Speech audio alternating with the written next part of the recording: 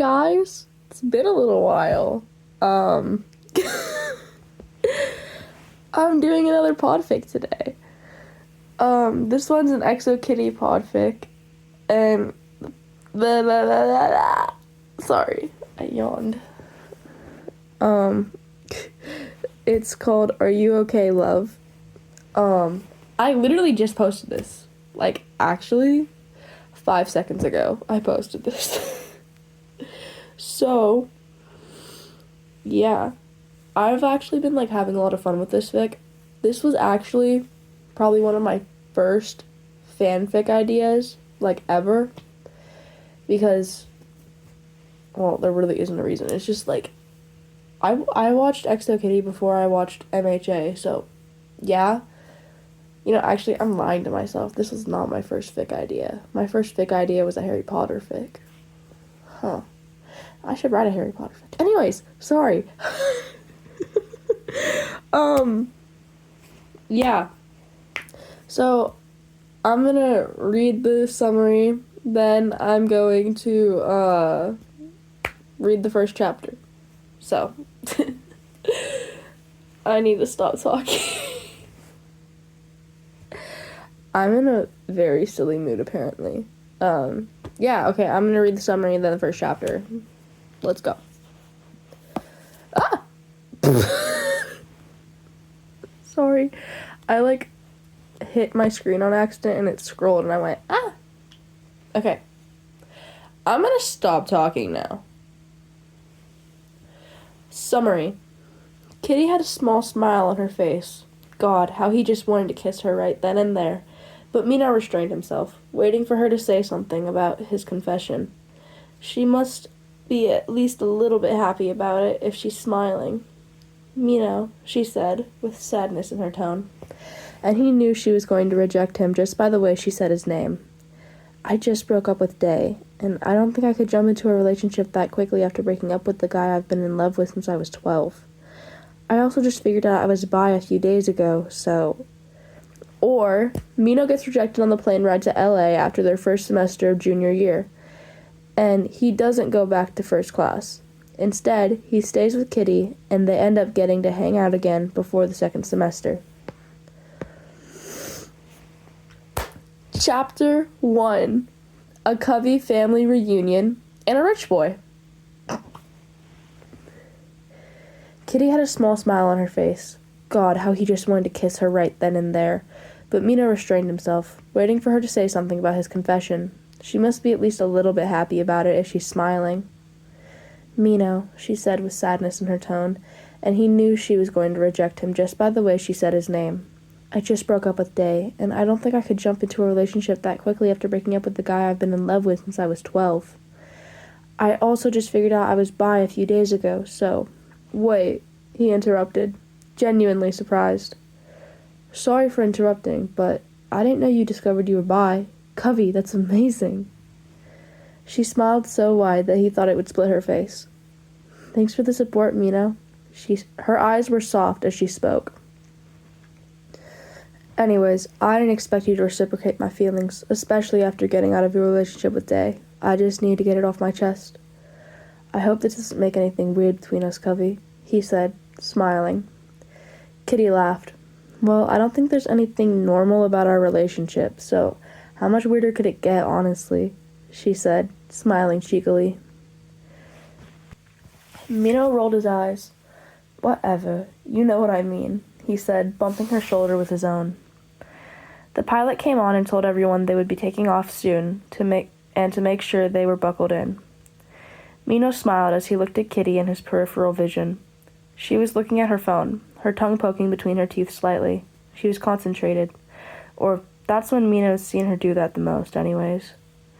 After a few minutes, Kitty turned off her phone and put it away in her carry-on. It was a few minutes later when the plane finally took off and they were airborne. The flight was going to last 12 hours, and Mino didn't feel like sitting in silence the whole time. Hey, Covey, he said, turning to face Kitty. She looked at him, her head tilted like a cat.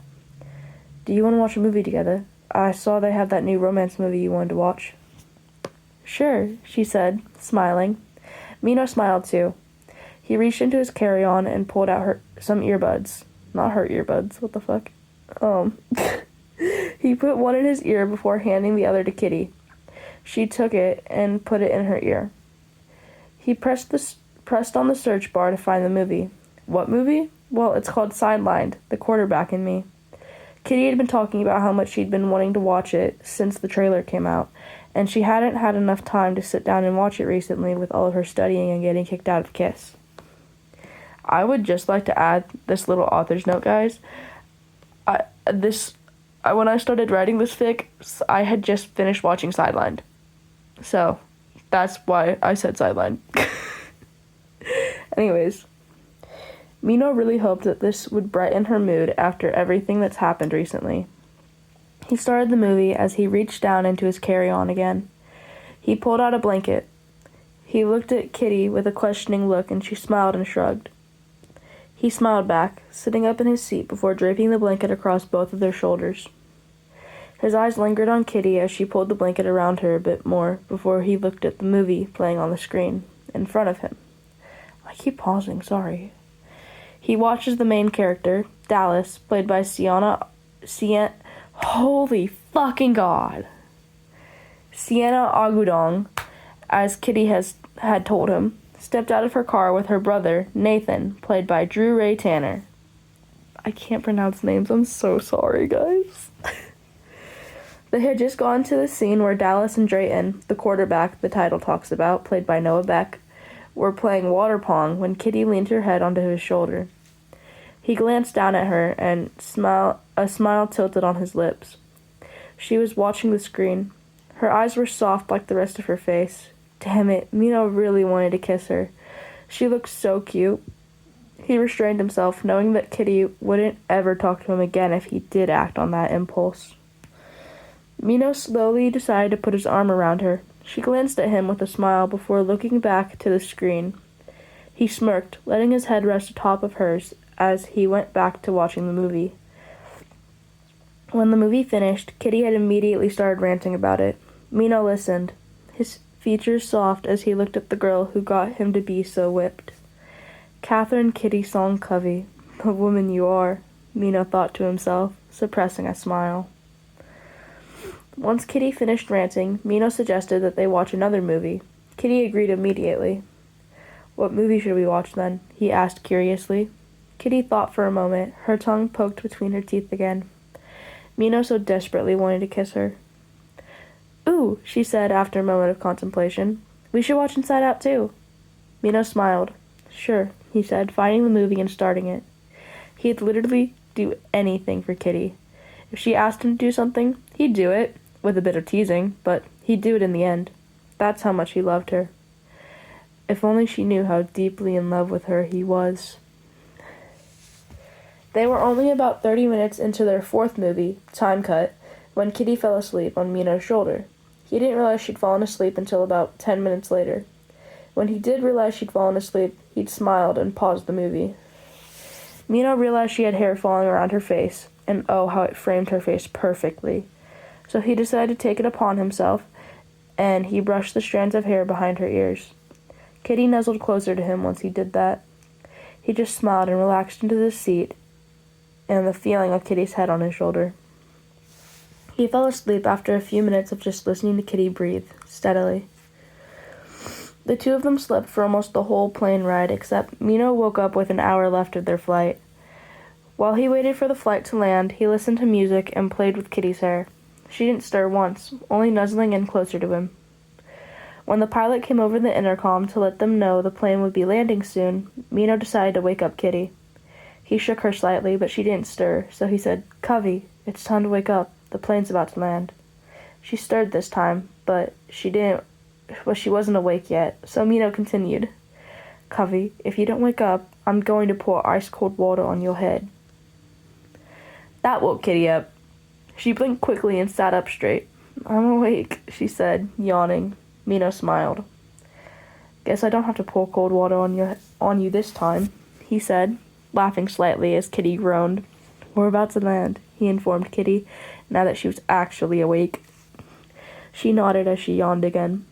The two of them conversed for a little while the plane landed. It took a little while before they were finally off of the plane. Bloody hell, my back is killing me, Mino said, stretching out his back once they were off of the plane and waiting for their bags. Kitty just giggled. Hey, Mino said, poking her cheek. You're the reason I couldn't get up the whole flight. If I moved, you probably would have fallen out of your seat. Kitty smiled. You're probably right, she said, still giggling. Mino just rolled his eyes. Anyways, she said, turning to look at Mino, I have another flight tomorrow, so I can get back to Portland. Kitty groaned. Mino just smiled. Your flight isn't today? He asked, smirking. Kitty shook her head. My dad's the one who booked the flights. He said there weren't any other flights to Portland today.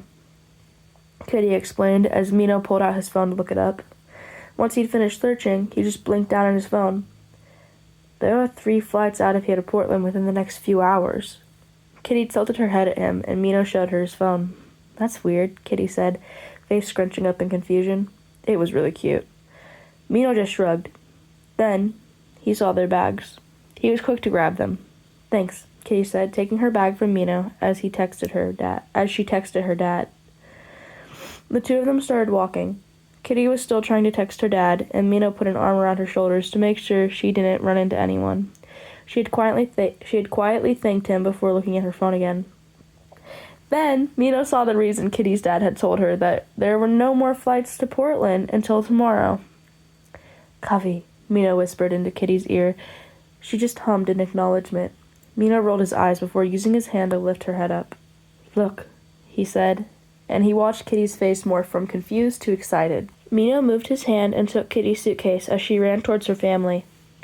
Her dad and stepmom were holding up a sign that said, Welcome back, kitty cat. Mino thought it was sweet. Kitty jumped into a hug with her parents. Mino just chuckled as he walked towards them. As he got closer, he could hear Kitty talking. Why didn't you tell me you'd be in LA? Oh my god, I missed you all so much. I'm so happy to see you guys. She was hugging everyone. Mino stopped a few feet away as he leaned against Kitty's suitcase. Kitty's sister, Laura Jean, was the first to notice him. And who's this, Kitty? She asked, smirking as Kitty turned to look at her. She looked confused for a second before she saw Mino again. He just smiled as she moved to stand next to him. Right, sorry, this is Mino, Kitty said, gesturing towards him. Hello, Mino said, waving slightly. It's nice to meet you all. Covey never stops talking about you guys. That earned him a smile from every member of Kitty's family, and a cute blush and an elbow to his side from Kitty. So this is Dave's best friend? Kitty's other sister, Margot, asked, smiling softly at Mino. Kitty nodded. Yep, she exclaimed excitedly. Wait, why are you here in L.A.? Kitty's dad asked, head tilted in curiosity. I'm visiting my mom, Mino explained, a soft smile playing on his lips. Oh, that's so sweet, Laura Jean said, leaning back against her boyfriend, Peter. Kitty's stepmom, Trina, looked at Mino with a calculating gaze. She looked like she was thinking of asking a question. Then she asked, Do you have any plans today? Mino glanced at Kitty before he shook his head. My mom's on set for one of her upcoming productions for the rest of the week, so I won't be able to spend any time with her until next week, he explained. Then how would you feel about spending the week with us? Trina asked, and Mino blinked in surprise. The rest of Kitty's family started agreeing. Mino turned his head to look at Kitty, who was staring back at him. She had a huge smile on her face. I mean, I won't be coming back to KISS next semester, so this could be our last chance to hang out, Kitty said, shrugging. She was giving Mino a choice, but Mino knew there really wasn't a choice. It was either spend the week alone and occasionally FaceTime his mom, or spend time with the love of his life and her family. Since Kitty was okay with it, Mino said, That would be amazing, but aren't you all going back to Portland tomorrow? We can always cancel our flights and leave at the end of the week, Kitty's dad suggested, a big smile adorning his face. Mino shook his head. If you tell me what flight you're on, I can just book a ticket for myself, he suggested, pulling out his phone. No, you don't have to do that, Trina said, putting a hand up, but Mino cut her off. Honestly, I think it'd be nice to visit Portland, he said, turning to give Kitty a smile. She returned it. Mino's a rich kid, so he likes paying, Kitty said, giggling. Mino pushed her shoulder playfully. If you're sure, Kitty's dad said, walking over to Mino to show him the tickets, so Mino could book himself one. God, I can't read, guys. I'm sorry. While they were doing that, Mina listened to Kitty talk to her sisters and stepmom. Day and I broke up before I got on the plane, she said, and Laura, Jean, and Margot gave her a big hug while Peter patted her head, and Trina rubbed her back. Peter whispered something to Kitty that made her blush and swat him away before saying, "It's not like that. He's just a friend, Peter." She had her arms crossed over her chest and a soft smile on her face. Kitty continued to talk with her family while Mino and Dr. Covey finished booking Mino's ticket. Once that was done, Dr. Covey offered Mino a ride to their hotel. Mino agreed. They loaded up the car, and Mino sat between Kitty and Peter in the car. While they were driving, Mino texted his mom to let her know he'd be in Portland hanging out with a friend. She texted him back saying, "I'm so glad you're spending time with friends. I'll see you next week, Minnie." Mino smiled at the message before pocketing his phone. "So, Mino," Dr. Covey said, drumming his fingers on the steering wheel. "We booked 2 hotel rooms, so if you want, you can share a room with Kitty. Or Trina and LJ can room with Kitty and Margot and me. And me, you, and Peter can share a room." "You guys already have your stuff in your rooms. I'll just room with Kitty and Margot," Mino said, smiling politely. "Great," Dr. Covey said, before asking Mino and Kitty questions about Kiss. By the time they made it to the hotel, Kitty and Mino had successfully explained everything that happened at Kiss, including the love triangle between Day, Kitty, and Yuri. Dr. Covey gave Kitty a key to their room. "You two go get settled. Trina, Margot, and I are going to go get food and bring it back," he said, smiling.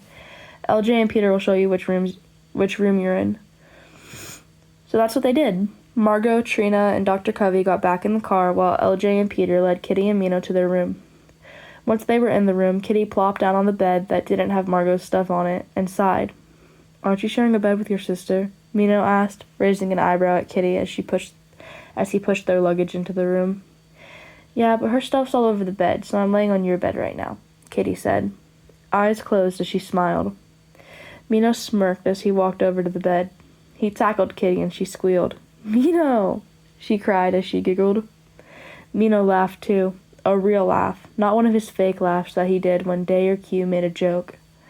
A real laugh that only Kitty seemed to be able to draw out of him. He rolled over so he was laying next to her. Kitty pushed his arm hard enough that he almost fell off the bed, which made him laugh harder. "You're so mean," Kitty said, but the smile on her face betrayed her. Mino just smiled at her. She rolled her eyes. The two of them just laid there for a minute. "Hey," Mino spoke up, turning on his side so he was facing Kitty. She turned too. "Do you want to do something in LA today?" Kitty shrugged. "Like what?" she asked. Mino smirked. Kitty scrunched her nose. "What?" she asked, and Mino just sat up. "Here, get up," he said, offering Kitty his hands. He pulled her up, before moving to one of his bags. "Where do you want to go, Mino?" Kitty asked, but Mino just shook his head. "Trust me?" he asked, turning his head to look at Kitty, who was standing behind him with her arms crossed over her chest. She scrutinized him for a moment before deflating with a sigh as she nodded. He smiled before pulling out his wallet. He quickly put it in his pocket before standing. "You should text your dad and let him know we're going out, so he doesn't think I kidnapped you," Mino suggested as he pulled out his phone to order an Uber. "Isn't that what you're doing?" Kitty joked as she pulled out her phone to text her dad. "Ha ha, yes," Mino said in a flat tone before pocketing his phone. "Come on, I ordered an Uber." He held his hand out for Kitty to take. She sighed before taking it. Kitty finished texting her dad as they made their way to the lobby. By the time they got outside, the Uber had arrived and they got in. Mino was extremely excited to see Kitty's reaction to what he had planned. "What? That's so crazy. What do you guys think Mino has planned?" "What?" Literally, when I was writing this yesterday, because I finished writing it yesterday, kind of, I guess, I don't know, I was looking up popular destinations in LA, because I didn't want to make them go to, like, Disney, and then I was like, wait, I have the perfect idea, and so that's what I'm writing in the next chapter. Anyways, I hope you guys enjoyed. I actually like really like this idea.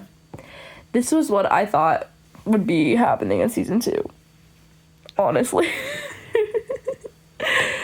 I wanted a scene from their break. So I'm really excited that in season 3 we're gonna get a summer scene. Like, oh, we're gonna get a summer episode and I'm gonna be so fucking happy. Because I looked it up and it told me that we're getting a summer episode and I was like, oh my god, this is exactly what I wanted. Anyways, I hope you all enjoyed, and I hope you have a great day, night, morning, evening, wherever you are, and I will see you in the next podfic. Bye!